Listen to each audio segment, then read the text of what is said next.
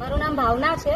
સુડા સંસ્કૃતિ વર્ણકલા જહાંગીરપુરાના રહેવાસીઓ છે અમે ઘણીવાર અહીંયા પરાગ સરને કમ્પ્લેનો કરી છે, મૌખિકમાં અને લેખિતમાં બંને કમ્પ્લેનો કરી છે, પણ આજ દિન સુધી અમારે ત્યાં કોઈ સોલ્યુશન આવ્યું નથી. અમારે ત્યાં ગેસની પ્રોબ્લેમ હતી, એ પણ અમે લોકોએ જાતે કરીને કરાવ્યું છે. ઇવન પાણીની સમસ્યા છે, ગાર્ડનની સમસ્યા છે, ફ્લોરિંગમાં પ્રોબ્લેમ છે, બધા ફ્લોરિંગ નીકળી ગયા છે બધી જ બિલ્ડિંગમાં.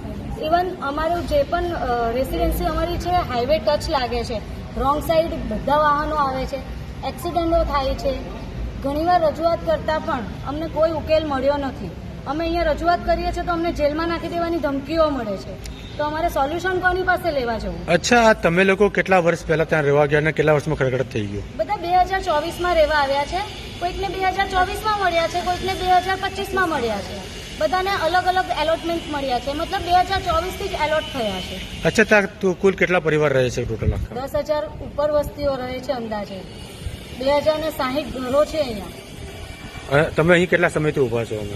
અમે 12 વાગ્યાના સાહેબ અહીંયા ઊભા છે, અમને કોઈ રિસ્પોન્સ મળ્યો નથી.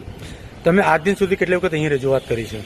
ઘણીવાર કમ્પ્લેનો કરી છે, મૌખિકમાં પણ કરી છે અને લેખિતમાં પણ કરી છે. કોઈ પ્રકારનો કોઈ જોવા માટે કોઈ રિસ્પોન્સ મળ્યો હોય? કોઈ રિસ્પોન્સ નથી આજ દિન સુધી.